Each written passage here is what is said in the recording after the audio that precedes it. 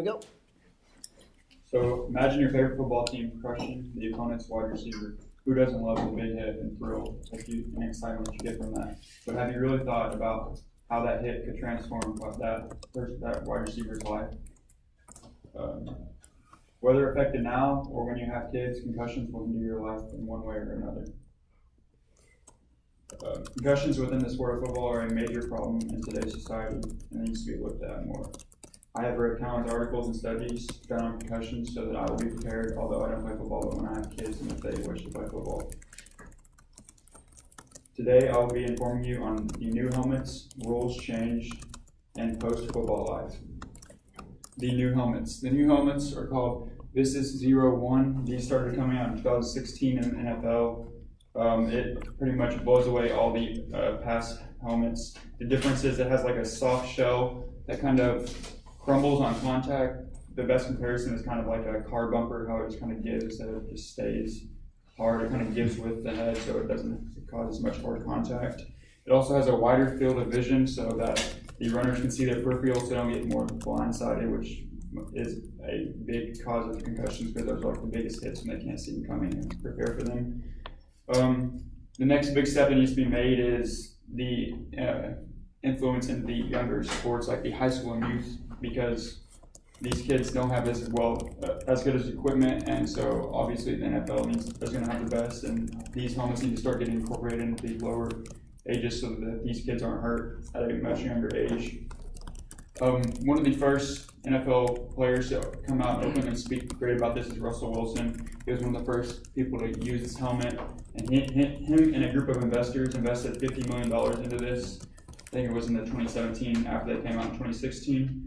There's only 4 players in the NFL, 4 or 5 that don't use this helmet today. Of course, one of them is going to be Tom Brady because he never likes to follow their rules or anything. But I saw a podcast just the other day that Tyrone Crawford, Dallas Cowboys defensive lineman, spoke about how much he got the helmet last year, and he said how much of a difference he felt that it made.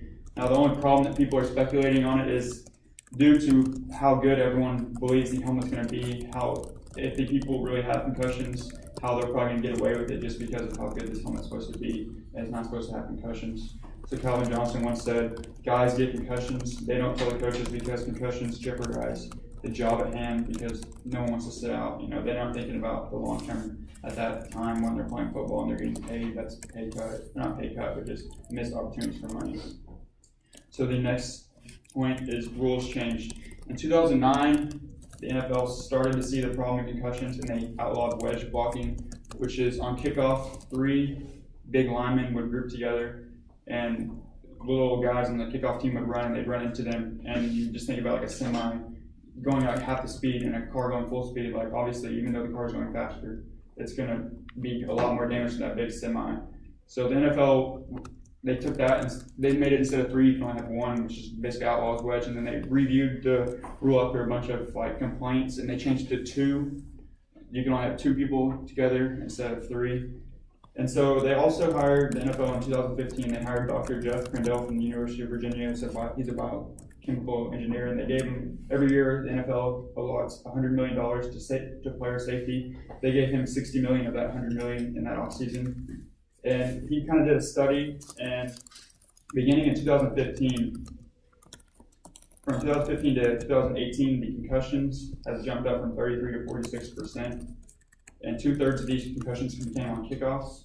So they've changed the kickoff rules to where you can touch it back now a lot easier, to where they're trying to do everything they can to not take the kickoff out of the game because it's one of the most exciting plays in the game to some people, and so they're trying to do everything they can to keep it interesting, but at the same time, they got to worry about player safety.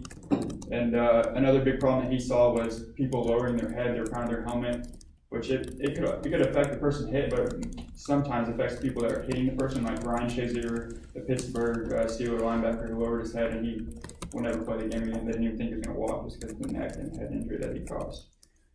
So the next is the CTE in the brain. CTE is a brain degradation likely caused by repeated head traumas.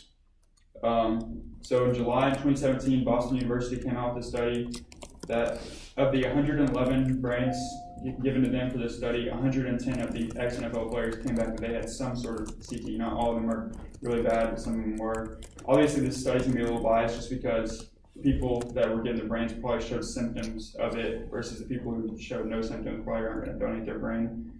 And they also got brains of college and high school players who didn't play like past that. And 91% of the college and at 21% of the high school, they also saw CTE. CTE is tiny tangles of protein around the blood vessels. So you can kind of tell the difference in the coloration of the normal brains and brains with CTE. This is actually done from the Boston University study that I just mentioned. Symptoms of CTE is memory loss, confusion, depression, and dementia. And I mean, linemen have the highest rate to get CTE from this study just because of the constant, like every play they're going to get hit, like head on, not head on, but just real quick. And I mean, there's a lot of head contact. So today I explained the new helmets, new rules, and post-football life. The concussion problem will be on the front line of player safety in the NFL and all football levels for many years to come. Thank you.